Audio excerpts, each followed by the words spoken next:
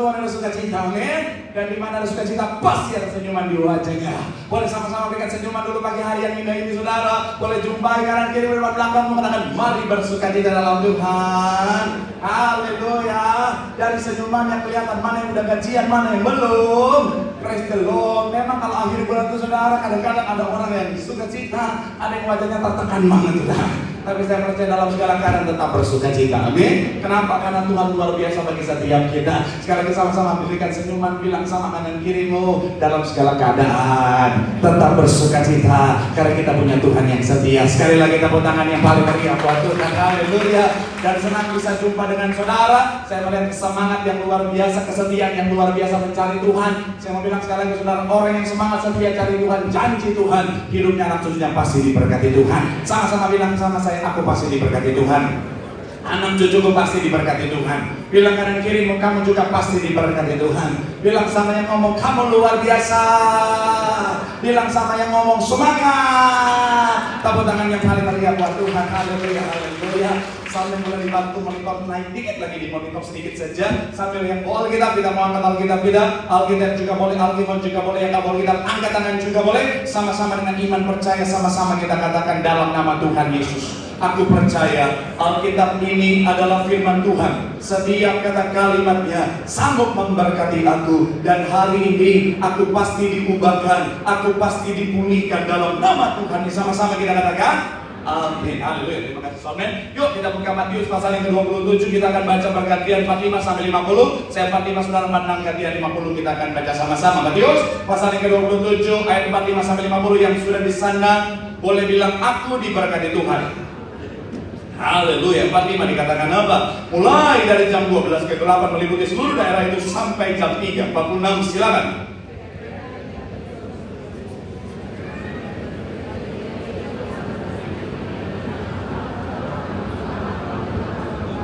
Ayat ke-47 dikatakan apa? Mendengar itu beberapa orang yang berdiri di situ berkata, ia memanggil Elia. 48, iya.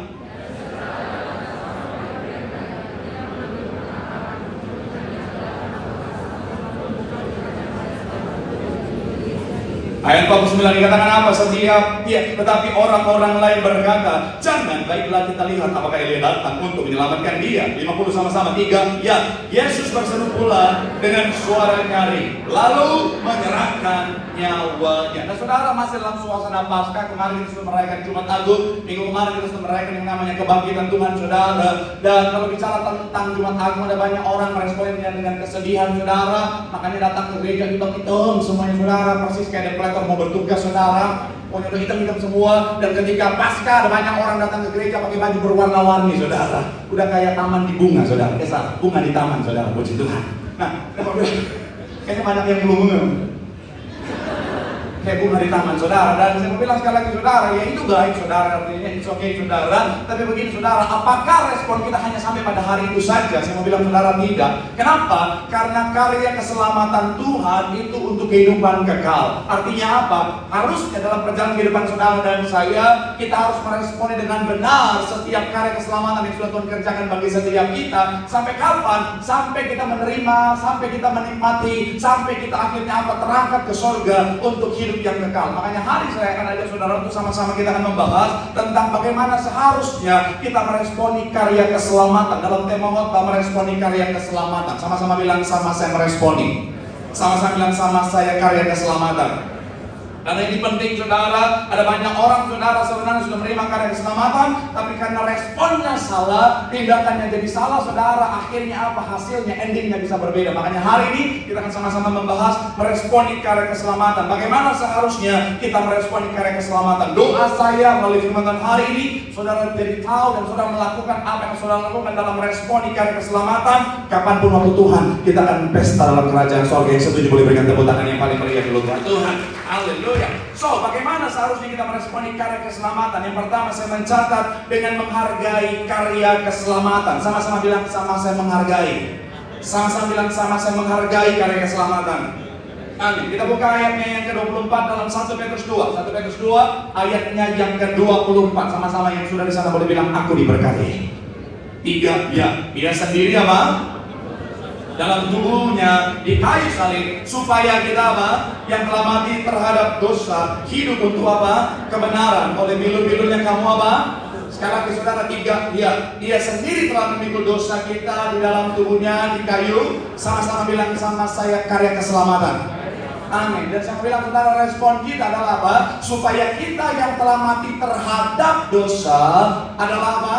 Hidup untuk kebenaran. Saya mau bilang sekali lagi saudara, Tuhan sudah mengerjakan karya keselamatan bagi setiap kita saudara. Dan saudara dan saya yang sudah menerimanya, kita harus meresponinya dengan cara yang benar. Dan bagaimana kita meresponinya dengan cara yang benar adalah bicara tentang dengan menghargainya. Sama-sama bilang, sama saya menghargai.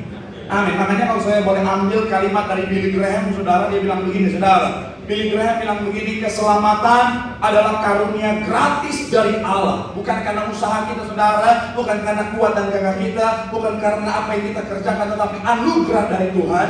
Tetapi mempertahankannya membutuhkan apa? Komitmen seumur hidup. Sekali lagi, tetapi mempertahankannya membutuhkan komitmen seumur hidup. Jadi kita hidup benar, kita hidup dalam kebenaran, bukan to get, bukan untuk mendapatkan, karena kita sudah mendapatkannya. Tetapi kenapa kita hidup benar? Karena menghargai karya keselamatan yang sudah Tuhan kerjakan. Kenapa kita komitmen untuk hidup dalam kebenaran? Karena kita menghargai, bicara tentang apa? Karya keselamatan yang sudah Tuhan kerjakan. Mother Teresa bilang begini, saudara, jaga tubuh dan jiwamu, karena keduanya adalah bait Allah. Keselamatan adalah anugerah yang harus apa? Sama-sama bilang, sama saya dihormati dengan tindakan. Sama-sama bilang, sama saya dihargai. Amin. Saya percaya semua tahu lagu bukan dengan barang fana. Saudara Yesus, kelihatan suara-suara belum sarapan, saudara. Saya mau bilang sekali lagi saudara, kita ditebus dengan darah yang mahal, amin. Saya percaya semua kita setuju, kita punya perbedaan ketika memperlakukan barang mahal sama barang murah, betul ya? Iya kan? Kita realistis aja saudara, kalau memperlakukan barang mahal dan barang murah, seringkali kita ada perbedaan di sana. Bapak-bapak yang punya mobil mahal misalnya, ketika dia compare dengan mobil murah, saya percaya perlakuannya beda, betul ya? Iya kan? Bapak-bapak kalau mobilnya misalnya Ferrari, Bugatti, Maserati, dibandingkan dengan mobilnya Camry, pickup, beda ya? Kayaknya kalau ini kurang relevan semua ini. Motor, saya percaya semua suka motor. Bapak-bapak laki-laki mau suka atau tidak naik motor di jalan, pasti suka motor. Siapa yang bilang? Saya. Misalnya motor mewah sama motor murah, pasti perlakuan seringkali beda, betul ya? Kalau saudara punya motor Kawasaki Ninja LL dengan saudara pakai Supra RR juga sih, ada Supra R, saudara, yang getar juga, saudara. Seringkali berbeda, iya kan? Kalau motor yang Kawasaki Ninja RR, taruh di ruang tamu, taruh di ruang tamu, dikit-dikit dia lap, bangun pagi dia sampai habis dia motornya cukup hidup, belum sekali ini pak, oh iya lupa. Coba kalau motor Supra getar, apalagi udah sayapnya udah nggak ada, bodinya udah nggak ada, sisa rangka saudara. Terus kadang-kadang taruh di pinggir jalan, istrinya bilang pak, kata aku bilang ya maling juga malas ngambilnya itu. Saya mau bilang ya, ada perbedaan, betul kan ya? Ibu-ibu kalau tas itu paling cocok analoginya. Ibu-ibu kalau tas mahal, cara perlakuannya dengan tas murah beda. Cara bawanya on point selalu nih. Terlalu di tengah. Kalau berjalan nggak boleh tersentuh orang. Kalau foto harus selalu taruh di depan. Kalau duduk di pangkuan. Anaknya perlu jangan. Ini tempat tas mama, darah Yesus. Pas pulang, taruh di kotak, ada kotak khusus, ada cerminnya, ada lampunya, ada hidrogelnya. Biar tidak berjamur, dia pakai senter, taruh memang, pakai kaca. Coba kalau tas murah, nggak ada on point, nggak ada. Pokoknya ya,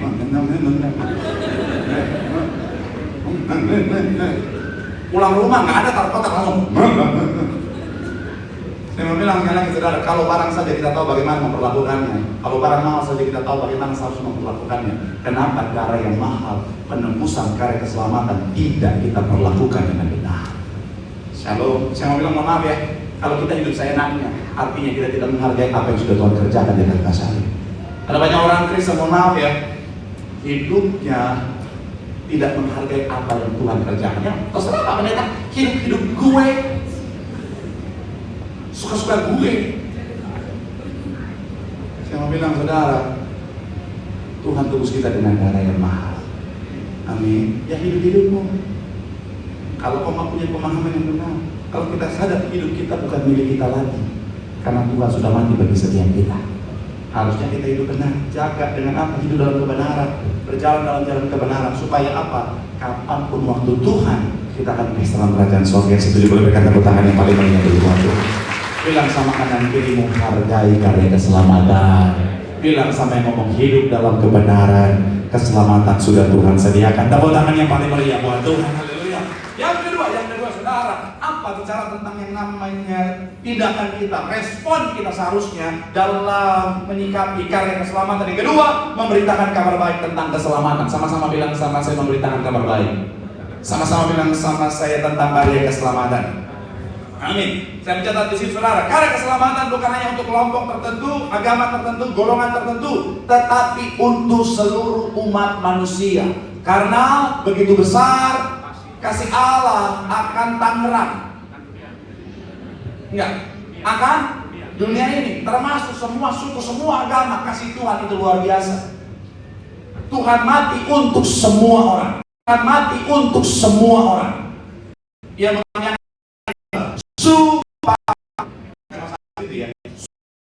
setiap orang yang percaya. Jadi Tuhan mati untuk semua orang, tapi siapa yang menerima karya keselamatan? Mereka yang percaya. Jadi kalau dia bilang semua selamat masuk tanpa percaya, itu namanya pluralis. Sebagai hamba Tuhan saya harus kasih tahu, keselamatan adalah Yesus. Ada yang banyak Roma, banyak jalan menuju ke Roma, tapi keselamatan dalam Yesus. Sudah mulai ada banyak orang yang bertobat di sini. Saya mau bilang sekali lagi, keselamatan dalam Yesus.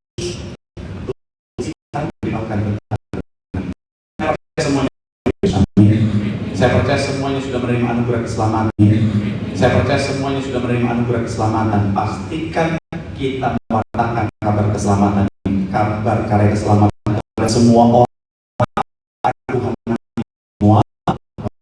Matius 28, 19-20 dikatakan apa? 3 ya. Karena itu, pergilah dari semua dan ayat yang ke-20 dikatakan apa? Dan ajarlah mereka melakukan segala sesuatu yang, dan ketahuilah aku menyertai kamu senantiasa sampai pada ayat 19 sekali lagi dikatakan apa? 19 gila. Jadikanlah pengikutku. Jadikanlah semua bangsa pengikutku. Apa beda pengikut dan murid? Komplainnya kenceng soalnya. Kita tanya, apa beda pengikut dan murid? Yes, hampir benar, sedikit lagi. Kalau murid artinya harus belajar, betul ya? Saya mau bilang saudara, Tuhan nggak mau saudara cuma jadi orang yang mengikut saja, tetapi ternyata yang Tuhan mau kita menjadi murid. Jadi kalau semua bangsa muridku, artinya mereka harus belajar supaya mereka punya pengertian yang benar. Makanya kita jadikan semua bangsa muridku, mereka harus belajar, harus punya pengertian yang benar, karena pengertian yang benar akan menghasilkan iman yang benar. Iman yang benarlah yang menghasilkan tindakan yang benar, hasil yang benar. Coba tim saya boleh bantu, gambarnya boleh munculkan. Urutannya saya mau bilang sekali lagi saudara, iman itu saudara, kenapa akhirnya menjadi keselamatan, berkat, kemuliaan, mujizat dan lain-lain, itu harus didasari oleh apa? Itu harus didasari oleh apa? Pengertian atau pemahaman yang benar. Iman dari didengarkan begitu saja? No. Tetapi firman yang kita dengarkan ini artinya apa? Didengarkan dan dipahami. Yang namanya perenungan firman.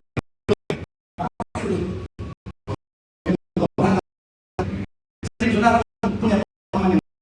Karena sekali iman tidak akan muncul kalau firman kita dengarkan tanpa kita pahami dengan benar.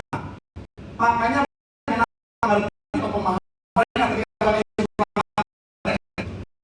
ada banyak orang yang terima mujizat.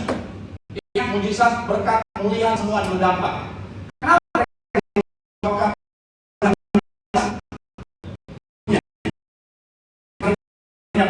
mereka terima mujizat? Tidak di sana. Ini Kristen. Bagaimana menjadi memuridkan ini? Suka jemaat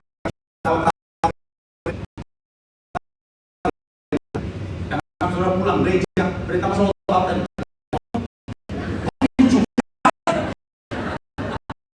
tanggung jawab pergilah jangan bahasa ketawa-ketawa, enggak murid. Kenapa enggak ada orang, enggak semua orang, ada banyak terima mujizat? Kenapa? Karena tidak ada yes betul. Karena tidak ada kenapa ada iman? Yes, karena nggak ada pemahaman yang benar. Kenapa mereka nggak punya pemahaman yang benar? Karena mereka tidak paham bahwa dia adalah Tuhan. Mereka tidak paham bahwa dia adalah Tuhan. Dia adalah Mesias. Pemahaman mereka itu kan anak Kain, kan anaknya si Ucu. Ada nama saya disuka Ucu. Mana mungkin dia Mesias? Karena pemahaman mereka salah. Iman mereka jadi salah. Iman mereka yang salah. Tidak, kita harus punya pengertian. Kita bawa orang murid itu punya pengertian yang benar supaya menghasilkan iman yang benar, supaya bisa menerima keselamatan yang benar. Tapi sayangnya mohon maaf, banyak orang Kristen bagaimana bisa orang menjadi murid Tuhan kalau mereka aja nggak belajar, mereka aja nggak tahu kebenaran. Ditanya, percaya aja. Ada banyak orang Kristen jalan udah kayak toko buku Immanuel, salib dan mulai juru kepala. Ditanya, jelaskan Tritunggal. Jadi Tuhannya orang Kristen 3 atau 1? Percaya aja. Iman tuh nggak gitu, saudara. Kita harus punya pengertian yang benar. Amin. Makanya saya kalau diundang, contoh kemarin, saya pakai analogi saya karena memang kita ciptakan serupa segambar seperti Allah. Jadi analogi yang paling tepat bukan pakai matahari, bukan pakai air, bukan pakai apa segala macam, tapi pakai diri kita. Saya akan jadi supaya gampang dipahami. Tubuh saya, roh saya. Kalau jiwa itu masih masuk di tubuh, makanya ada orang bisa gangguan jiwa. Iya, karena jiwa itu masih masuk dalam tubuh, saudara. Tetapi ini tubuh, kemudian ada roh, ada perkataan. Saya percaya saudara bisa membedakan mana roh saya, mana perkataan saya, betul ya? Tapi tetap semua terus masuk undang-undang UU ITE. Akhirnya apa? Yang masuk penjara siapa? Perkataan saya atau sayanya? Saya, karena perkataan saya dan saya adalah satu. Kalau nanti saya terangkat ke surga, artinya roh saya meninggalkan saya, dipanggil. Apakah saya masih ada? Udah gak ada roh saya, tapi kan tetaplah saya yang dia udah dipanggil Tuhan. Kalau percaya Tuhan jangan dulu masih panjang. Kalau percaya Tuhan jangan dulu masih panjang. Kalau udah dipanggil kan rumah udah jadi. Saya bilang Tuhan cukup sampai di peletakan buat jangan lanjut proyek itu Tuhan. Nanti ya. Tapi sekarang kita bisa bilang saya, tubuh saya ini, kemudian ada roh saya, ada perkataan saya. Semuanya tetap saya, perintah saya.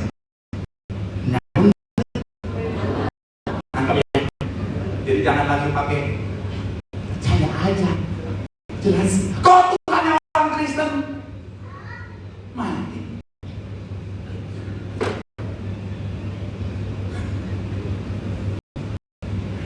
Kalau saudara tanya begitu jawabannya apa?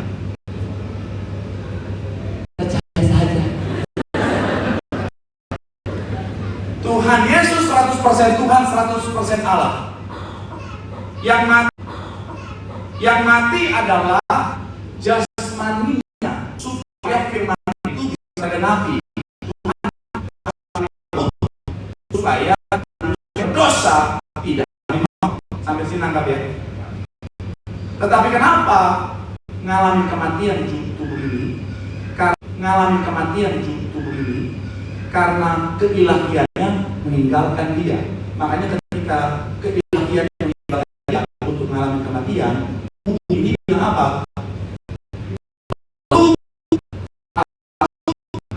Mengapa kau mengatakan? Karena tanpa keilahian yang meninggalkan tubuh jasmaninya ini tidak mengalami kematian. Jadi sampai sini nangkepnya. Jadi udah gak percaya aja. Apa lagi? Oh iya, udah pertanyaan sudah bilang gitu. Kalau Tuhan turun ke dunia, sorga kosong dong. Hei, gorengan benyek.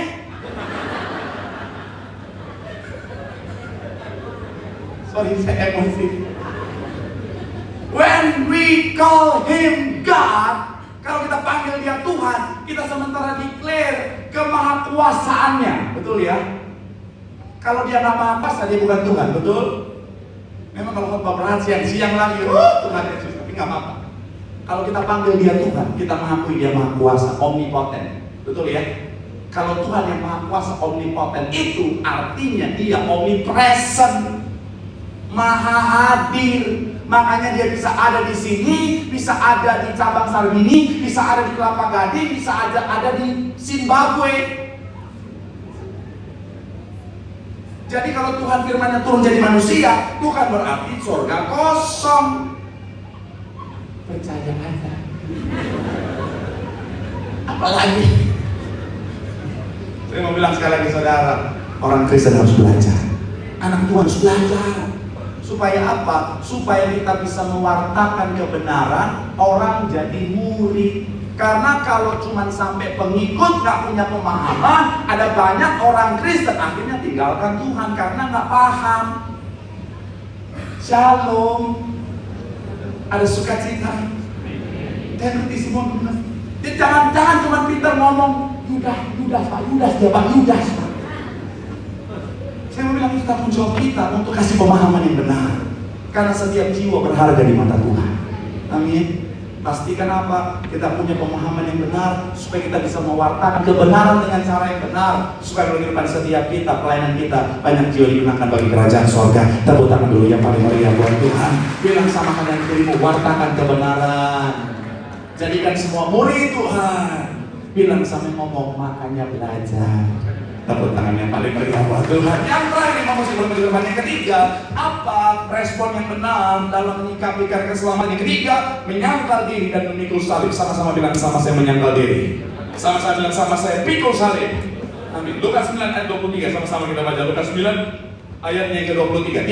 Ya, katanya kepada mereka semua, yang orang yang mau mengikut aku, ia harus menyangkal dirinya, memikul salibnya setiap hari dan mengikut aku. Sekali lagi, katanya kepada mereka semua, setiap orang yang mau mengikut aku, ia harus menyangkal dirinya, memikul salibnya setiap hari dan kita pecah. Menyangkal diri artinya saudara melepaskan keinginan daging kita, saudara. Setelah kita menerima keselamatan, respon yang benar adalah menyangkal diri kita, meninggalkan keinginan daging kita. Karena daging akan membawa kita pada kebinasaan. Kita bilang saudara, keinginan daging semua yang buruk yang akan ujung-ujungnya kebinasaan. Tapi keinginan roh adalah supaya saudara dan saya hidup menikmati keselamatan yang Tuhan sediakan. Jadi setiap hari sangkal keinginan daging kita. Setiap ada keinginan daging, sangkal. Sampai apa? Sampai kita matikan keinginan daging. Karena kalau bicara tentang keinginan daging, saudara bicara tentang segala hawa nafsu. Itu yang harus setiap hari kita kikis, kita matikan. Supaya apa? Hidup kita dikuasai oleh Roh. Jangan kasih makan keinginan daging kita, saudara. Karena kalau kita kasih makan keinginan daging kita, dosa itu akan menjadi besar. Kedagingan itu akan jadi ujungnya. Roh akan terhimpit karena kita nggak kasih makan. Yang kita kasih makan kedagingan akan menguasai. Makanya kebanyakan orang udah bikin dosa santai. Saudara pernah ada orang bikin dosa bersantai, dosa besar loh padahal. Ada, mohon maaf ya, ada kuntilanak bawa kabur lagi orang, santai aja gitu. Gimana sih Pak? Ya gimana ya? Ya saya tahu sih dia udah punya suami, tapi ya bagaimana? Biasa aja gitu sedang. Ada orang udah nipu orang sampai orang yang dia tipu melarat. Ya gimana? Cuan. Kenapa sampai begitu? Karena terus dia kasih makan kedagingannya. Kedagingan membuat dia apa? Nggak punya perasaan lagi sudah. Tugas kita terus kikis kedagingan kita supaya roh yang menguasai kehidupan kita. Kamu tangan lempari mereka. Memikul salib artinya apa? Menanggung beban sebagai anak Tuhan. Jadi orang Kristen, ada banyak orang di luar sana pikir Kristen tuh enak, ibadah nggak perlu tiap hari, cuma hari Minggu 2 jam, nyanyi-nyanyi, masuk surga. Gorden warteg. Jadi Kristen tuh nggak gampang, betul kan? Udah disakiti harus ngampuni. Orang jahat kita suruh berdoa supaya Tuhan bisa berkat buat mereka, supaya Tuhan memberkati mereka. Kalau mereka kedagingan kan Tuhan itu orang keterlaluan Tuhan. Udah keterlaluan Tuhan, cabut mereka bilang cabut Tuhan. Tuhan suami saya pakai Tuhan, suami saya Tuhan tuh galak banget, udah galak pelit lagi Tuhan. Kalau dia galak royal masa nggak apa-apa bapaknya dari Tuhan. Kan lagi Tuhan betul nama orang ini. Tuhan tolong Tuhan, suami macam begitu Tuhan. Cabut aja Tuhan, cabut. Suaminya bantu, terima kasih Tuhan. Shalom bapak-bapak. Pak, kalau tadi istrimu ketawa, patut dicurigai Pak. Cuma bilang sekali lagi saudara. Nggak gitu. Jadi kita nggak gampang, harus ucap berkat buat orang. Udah dijahati, harus ngampuni. Udah dianiaya, harus sabar. Makanya kan Yohanes 16 ayat 2 bilang begini buat saudara dan saya. Kamu akan apa? Bahkan apa? Setiap orang yang akan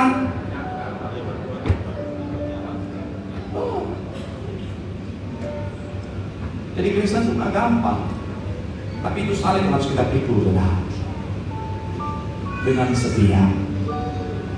Karena kalau saudara baca ayat terakhir kita, Yakobus 1 ayat 12 bilang begini, berbahagialah orang yang dalam pencobaan, sebab apabila ia sudah tahan uji, ia akan menerima mahkota kehidupan yang dijanjikan Allah kepada barang siapa yang. Kata dalam pencobaan bahasa aslinya itu iya. Saya akan tutup dengan satu video singkat, 1 menit saja video singkat. Nah, boleh muncul 1 menit saja. Ingat orang Kristen harus sabar.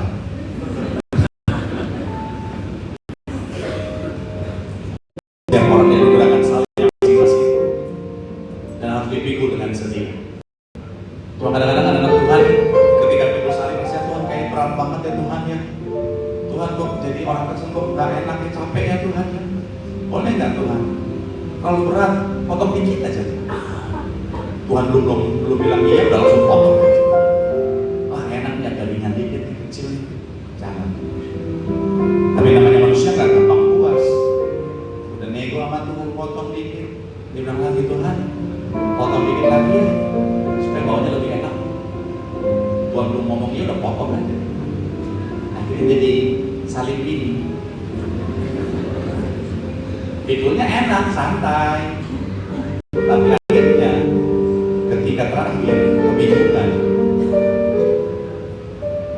Karena dia nggak setia pikul salib. Orang-orang yang setia pikul salib bisa melewati masa ujian dengan baik.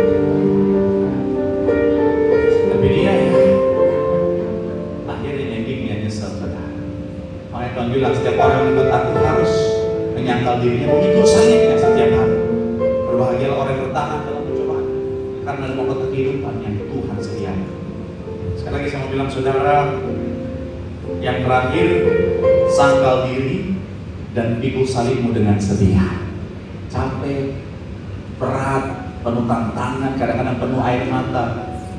Saya mau bilang saudara, it's okay, tetap setia pikul salib. Karena itu adalah momen yang Tuhan izinkan untuk kita membuktikan kesungguhan iman kita, saudara. Dan kita mencatat siapa yang setia sampai akhir akan memperoleh mahkota kehidupan kekal, keselamatan yang Tuhan sediakan. Tepuk tangan sekali lagi yang paling meriah buat Tuhan. Bilang sama kanan kirimu, sandal diri. Bilang sama yang ngomong, pikul salib. Keselamatan jadi bagian kita. Tepuk tangan yang paling meriah buat Tuhan. Ini berkati mau lambaikan tanganmu. Sorak-sorak yang paling meriah buat Tuhan. Haleluya.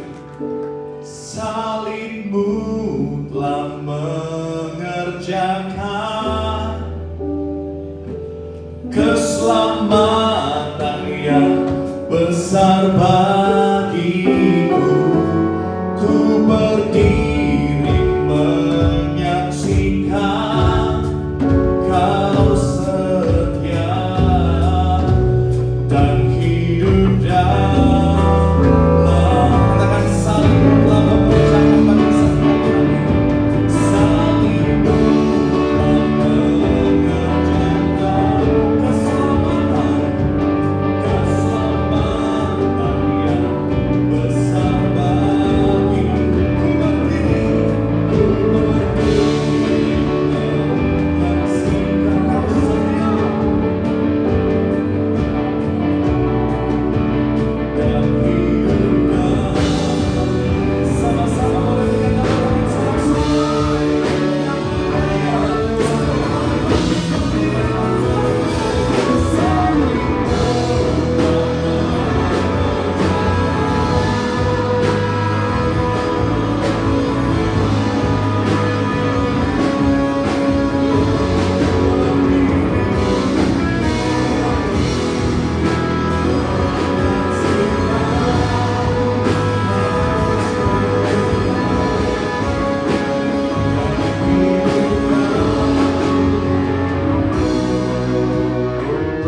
sama-sama doa di hadapan Tuhan.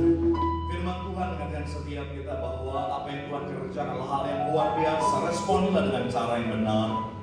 Responilah dengan menghargai apa yang sudah Tuhan kerjakan. Dengan hidup dalam kebenaran.